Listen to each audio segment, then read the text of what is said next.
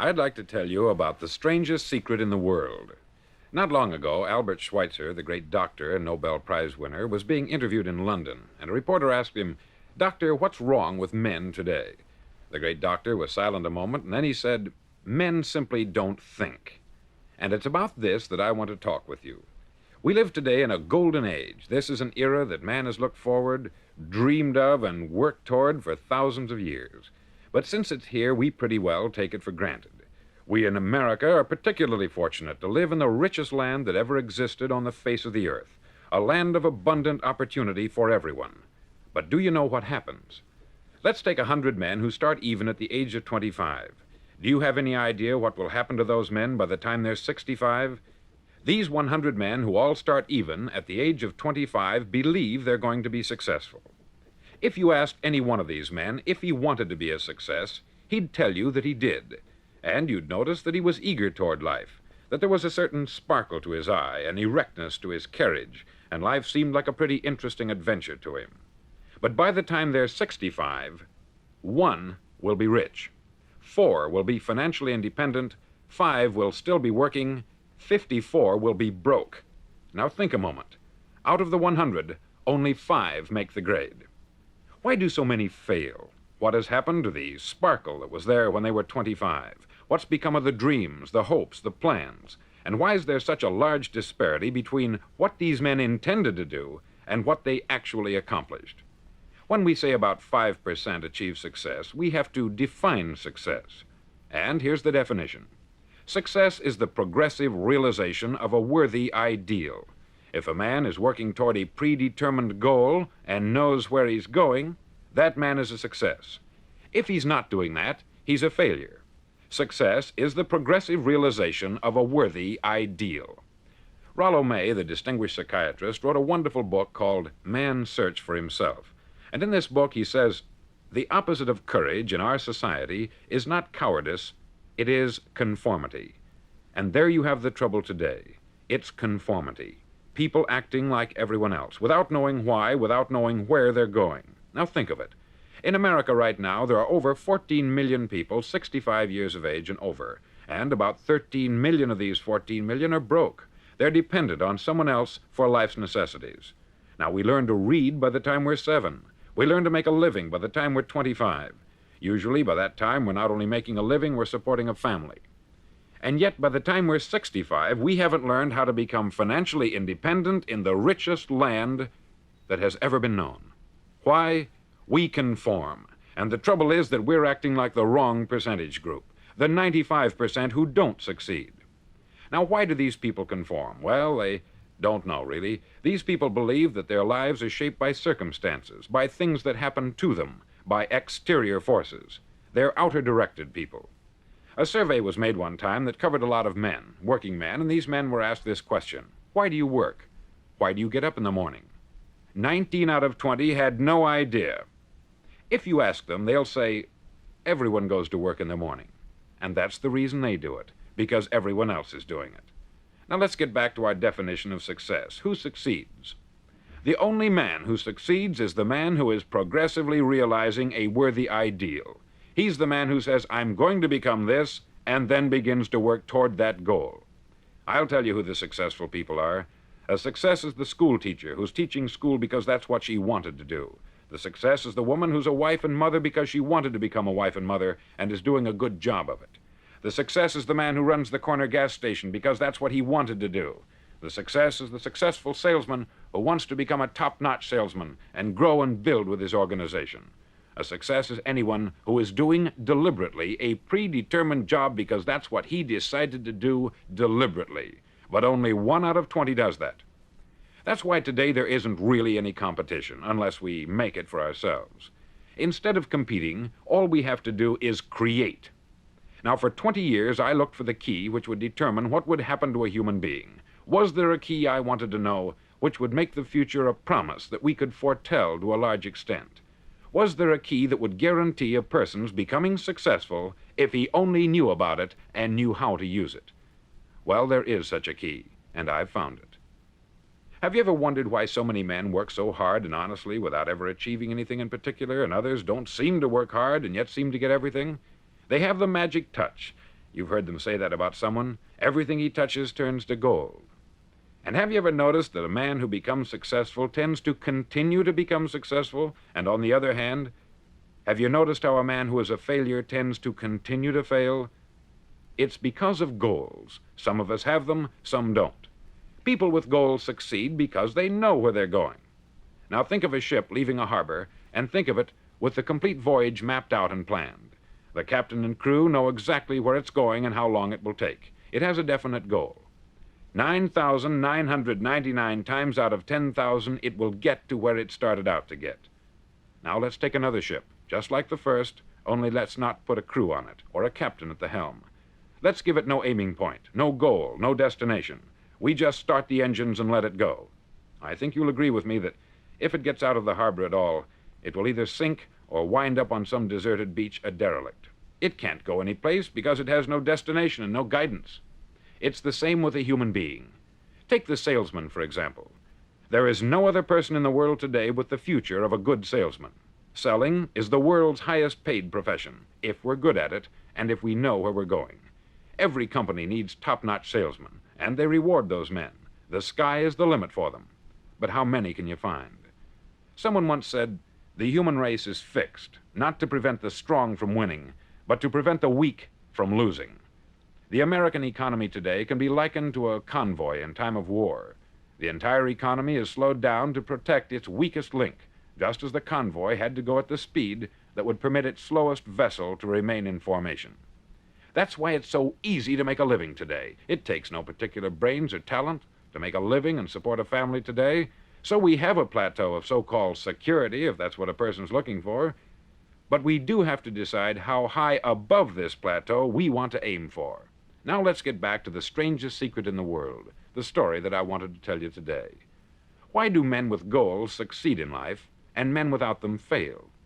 Well, let me tell you something which, if you really understand it, will alter your life immediately. If you understand completely what I'm going to tell you from this moment on, your life will never be the same again. You'll suddenly find that good luck just seems to be attracted to you. The things you want just seem to fall in line. And from now on, you won't have the problems, the worries, the gnawing lump of anxiety that perhaps you've experienced before. Doubt, fear, well, they'll be things of the past. Here's the key to success and the key to failure. We become what we think about. Now let me say that again. We become what we think about. Throughout all history, the great wise men and teachers, philosophers and prophets have disagreed with one another on many different things. It is only on this one point that they are in complete and unanimous agreement. Listen to what Marcus Aurelius, the great Roman emperor, said. He said, "A man's life is what his thoughts make of it." Disraeli said this, "Everything comes if a man will only wait. I have brought myself by long meditation to the conviction that a human being with a settled purpose must accomplish it, and that nothing can resist a will that will stake even existence for its fulfillment." Ralph Waldo Emerson said this, "A man is what he thinks about all day long." William James said, "The greatest discovery of my generation is that human beings can alter their lives by altering their attitudes of mind." And he also said, "We need only in cold blood act as if the thing in question were real, and it will become infallibly real by growing into such a connection with our life that it will become real. It will become so knit with habit and emotion that our interest in it will be those which characterize belief." He also said this, "If you only care enough for a result, you will almost certainly attain it. If you wish to be rich, you will be rich. If you wish to be learned, you will be learned. If you wish to be good, you will be good. Only you must then really wish these things, and wish them exclusively, and not wish at the same time 100 other incompatible things just as strongly." In the Bible you read, in Mark 9:23, "If thou canst believe, all things are possible to him that believeth." Dr. Norman Vincent Peale said this, "This is one of the greatest laws in the universe. Fervently do I wish I had discovered it as a very young man. It dawned upon me much later in life, and I've found it to be one of the greatest, if not my greatest discovery outside of my relationship to God. And the great law, briefly and simply stated, is that if you think in negative terms, you'll get negative results. If you think in positive terms, you will achieve positive results. That is the simple fact which is at the basis of an astonishing law of prosperity and success. In 3 words, believe and succeed. William Shakespeare put it this way: "Our doubts are traitors, and make us lose the good we oft might win by fearing to attempt." George Bernard Shaw said, "People are always blaming their circumstances for what they are. I don't believe in circumstances. The people who get on in this world are the people who get up and look for the circumstances they want, and if they can't find them, make them." Well, it's pretty apparent, isn't it? And every person who discovered this for a while believed that he was the first one to work it out. We become what we think about. Now, it stands to reason that a person who's thinking about a concrete and worthwhile goal is going to reach it, because that's what he's thinking about. And we become what we think about. Conversely, the man who has no goal, who doesn't know where he's going, and whose thoughts must therefore be thoughts of confusion and anxiety and fear and worry, becomes what he thinks about. His life becomes one of frustration, fear, anxiety, and worry. And if he thinks about nothing, he becomes nothing. Now, how does it work? Why do we become what we think about? Well, I'll tell you how it works as far as we know.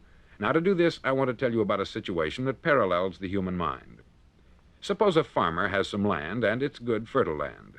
Now, the land gives the farmer a choice. He may plant in that land whatever he chooses. The land doesn't care.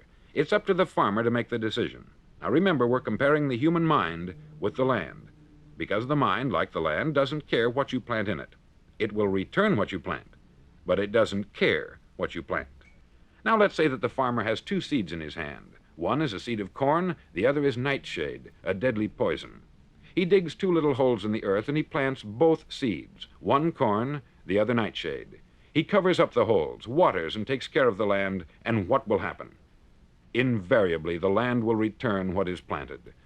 As it's written in the Bible, "As ye sow, so shall ye reap." Remember, the land doesn't care. It will return poison in just as wonderful abundance as it will corn.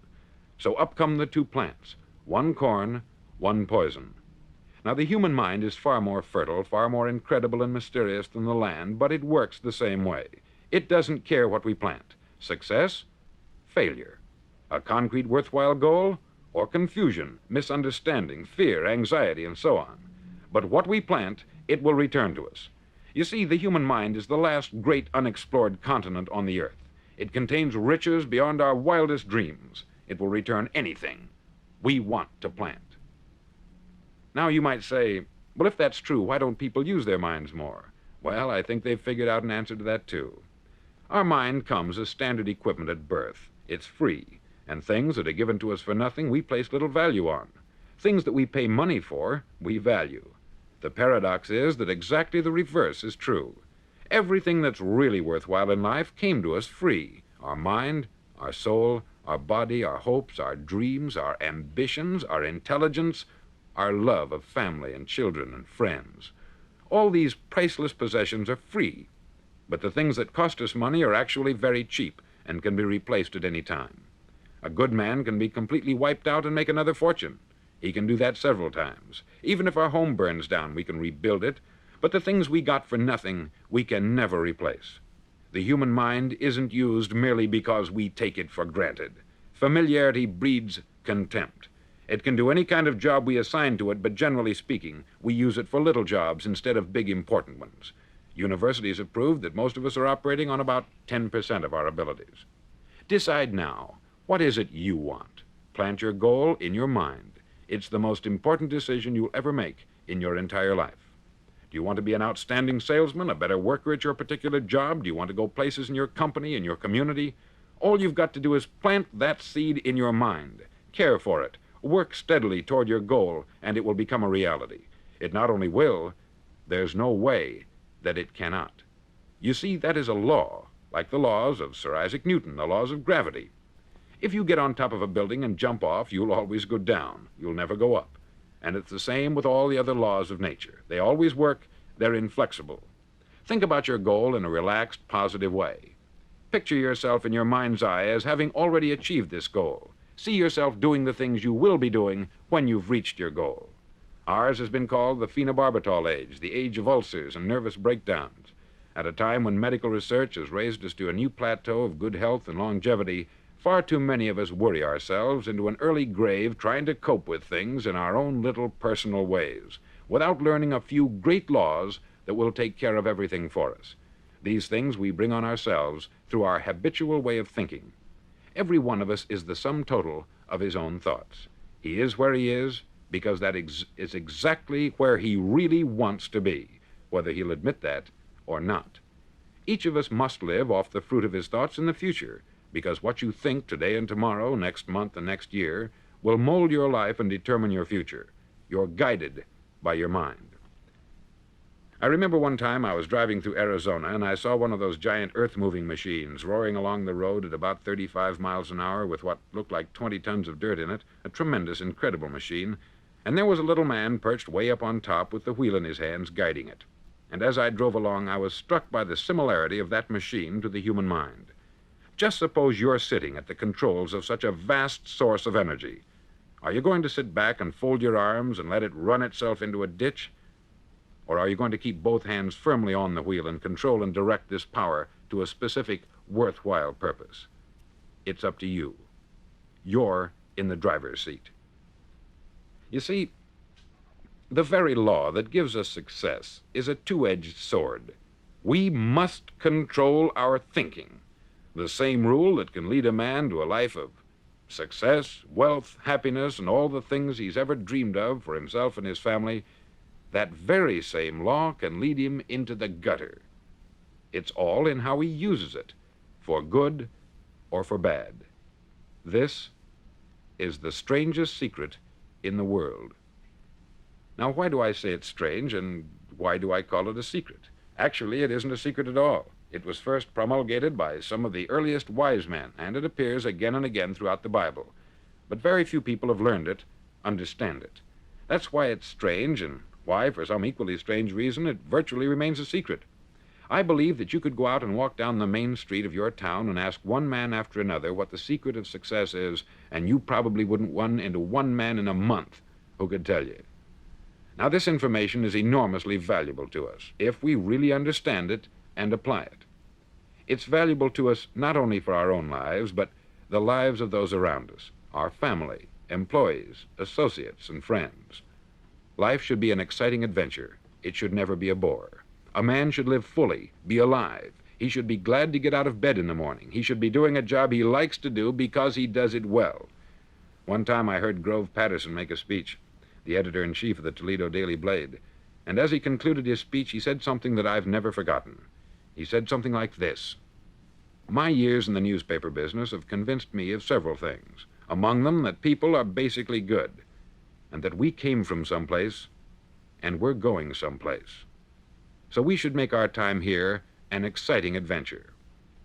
The architect of the universe didn't build a stairway leading nowhere. And the greatest teacher of all, the carpenter from the plains of Galilee, gave us the secret time and time again. As ye believe, so shall it be done unto you." On side number 1 of this record, I've explained the strangest secret in the world and how it works. Now, on this side, I want to explain how you can prove to yourself the enormous returns possible in your own life by putting this secret to a practical test. I want you to make a test that will last 30 days. Now, it isn't going to be easy. If you'll give it a good try, it will completely change your life for the better.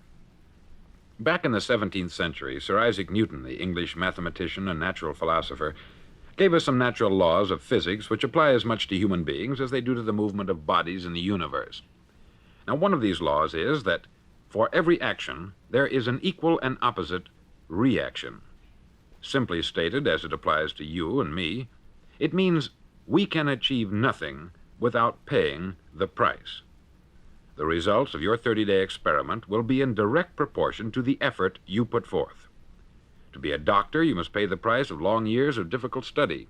To be successful in selling, and remember that each of us succeeds to the extent of his ability to sell, selling our families on our ideas, selling education in schools, selling our children on the advantages of living the good and honest life, selling our associates and employees on the importance of being exceptional people, to, of course, the profession of selling itself. But to be successful in selling our way to the good life, we must be willing to pay the price. Now, what is that price? Well, it's many things. First, it's understanding emotionally, as well as intellectually, that we literally become what we think about, that we must control our thoughts if we're to control our lives. It's understanding fully that, as ye sow, so shall ye reap. Secondly, it's cutting away all the fetters from the mind and permitting it to soar as it was divinely designed to do. It's the realization that your limitations are self-imposed, and that the opportunities for you today are enormous beyond belief. It's rising above narrow-minded pettiness and prejudice.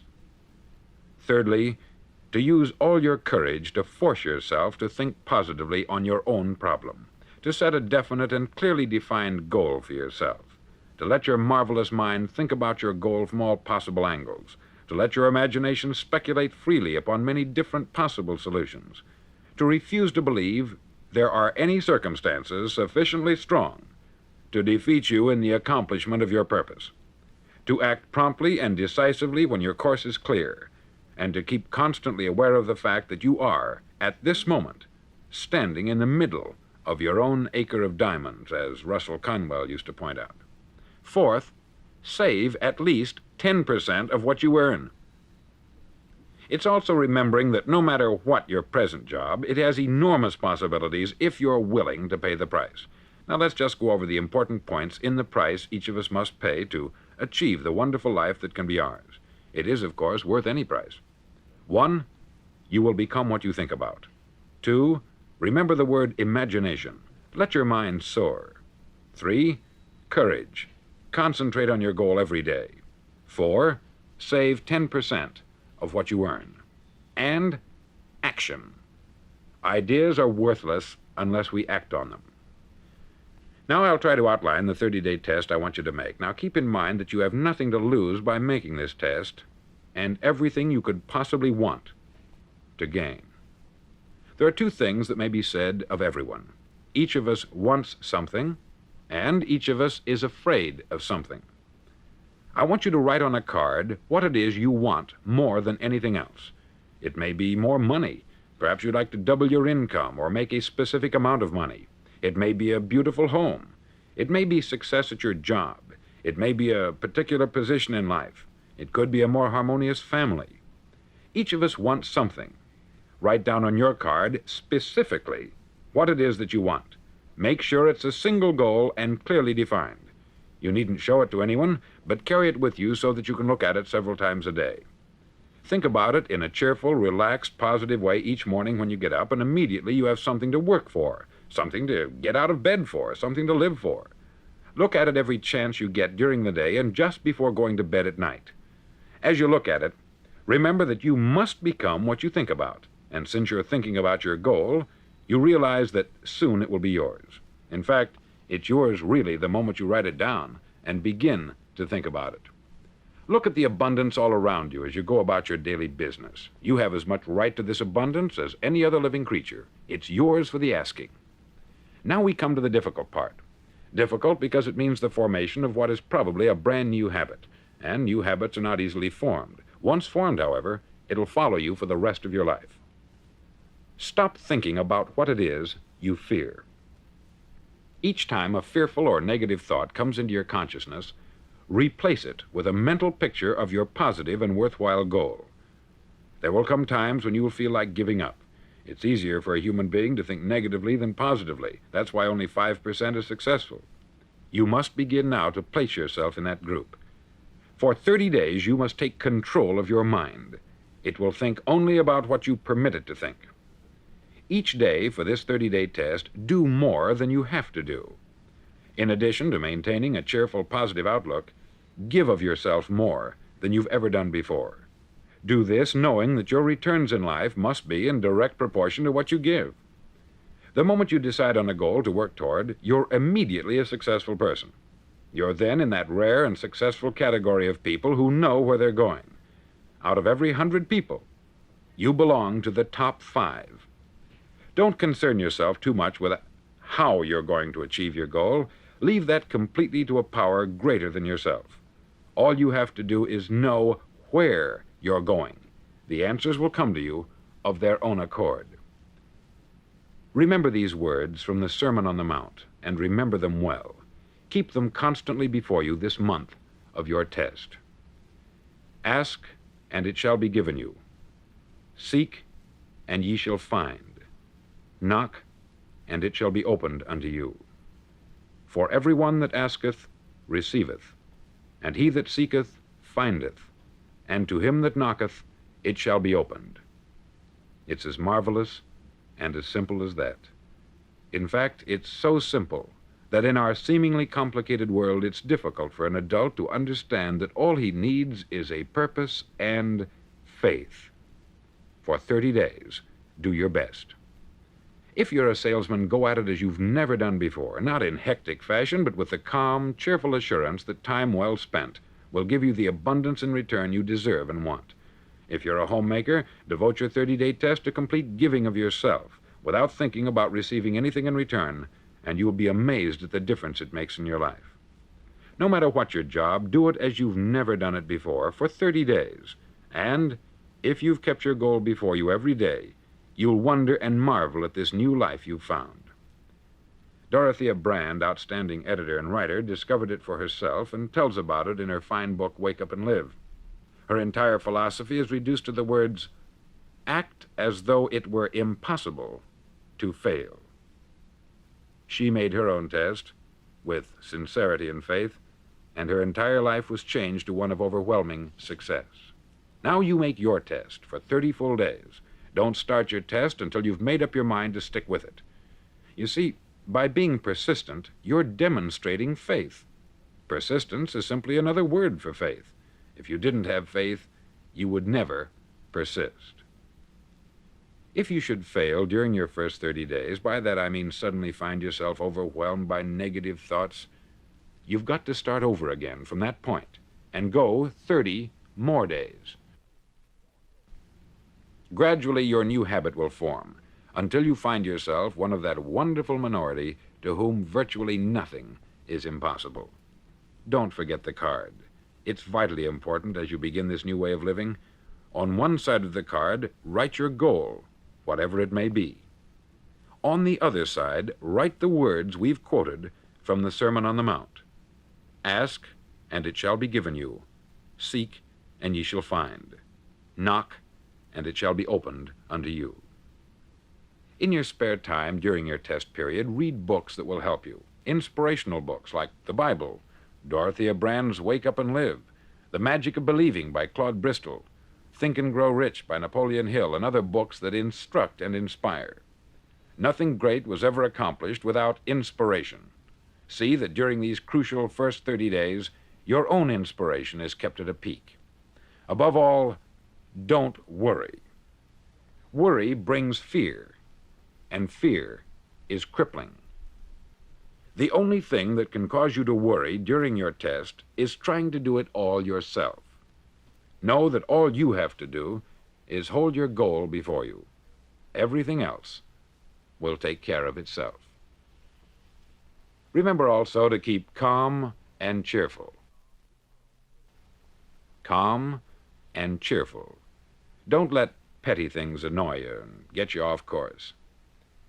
Now, since making this test is difficult, some may say, well, why should I bother? Well, look at the alternative. No one wants to be a failure. No one really wants to be a mediocre individual. No one wants a life constantly filled with worry, fear, and frustration.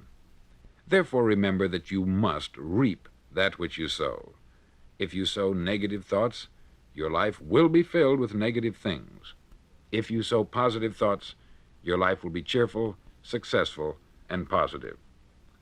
Now, gradually, you will have a tendency to forget what you've heard on this record. Play it often. Keep reminding yourself of what you must do to form this new habit. Gather your whole family about and listen to what's been said here at regular intervals. You know, most men will tell you that they want to make money without understanding the law. The only people who make money work in the mint. The rest of us must earn money. This is what causes those who keep looking for something for nothing or a free ride to fail in life. The only way to earn money is by providing people with services or products which are needed and useful. We exchange our product or service for the other man's money. Therefore, the law is that our financial return will be in direct proportion to our service. Success is not the result of making money. Making money is the result of success, and success is in direct proportion to our service. Most people have this law backwards. They believe that you're successful if you earn a lot of money. The truth is that you can only earn money after you're successful. It's like the story of the man who sat in front of the stove and said to it, "Give me heat, and then I'll add the wood."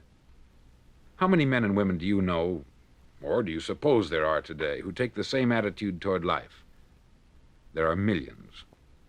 We've got to put the fuel in before we can expect heat. Likewise, we've got to be of service first before we can expect money. Don't concern yourself with the money. Be of service. Build, work, dream, create. Do this, and you'll find there's no limit to the prosperity and abundance that will come to you. Prosperity is founded upon a law of mutual exchange. Any person who contributes to prosperity must prosper in turn himself. Sometimes the return will not come from those you serve, but it must come to you from someplace, for that is the law. For every action, there is an equal and opposite reaction. As you go daily through your 30-day test period, remember that your success will always be measured by the quality and quantity of service you render, and money is a yardstick for measuring this service. No man can get rich himself unless he enriches others. There are no exceptions to a law. You can drive down any street in America and from your car estimate the service that's being rendered by the people living on that street. Had you ever thought of this yardstick before? It's interesting. Some, like ministers and priests and other devoted people, measure their returns in the realm of the spiritual, but again, their returns are equal to their service. Once this law is fully understood, any thinking person can tell his own fortune. If he wants more, he must be of more service to those from whom he receives his return. If he wants less, he has only to reduce this service. This is the price you must pay for what you want. If you believe you can enrich yourself by deluding others, you can only end by deluding yourself. It may take some time, but just as surely as you breathe, you'll get back what you put out. Don't ever make the mistake of thinking you can avert this. It's impossible. The prisons and the streets where the lonely walk are filled with people who tried to make new laws just for themselves. We may avoid the laws of man, but there are greater laws that cannot be broken. An outstanding medical doctor recently pointed out 6 steps that will help you realize success. 1, set yourself a definite goal. 2, quit running yourself down. 3, stop thinking of all the reasons why you cannot be successful, and instead think of all the reasons why you can. 4, trace your attitudes back through your childhood and try to discover where you first got the idea you couldn't be a success, if that's the way you've been thinking. 5, change the image you have of yourself by writing out a description of the person you would like to be. And 6, act the part of the successful person you have decided to become. The doctor who wrote those words is a noted West Coast psychiatrist, David Harold Fink, M.D. Do what all the experts since the dawn of recorded history have told you you must do. Pay the price by becoming the person you want to become. It's not nearly as difficult as living unsuccessfully. Make your 30-day test. Then repeat it Then repeat it again. Each time it will become more a part of you until you'll wonder how you could ever have lived any other way. Live this new way, and the floodgates of abundance will open and pour over you more riches than you may have dreamed existed. Money? Yes, lots of it. But what's more important, you'll have peace. You'll be in that wonderful minority who lead calm, cheerful, successful lives. Start today. You have nothing to lose, but you have a life to win. This video presentation is a production of the Master Key Society.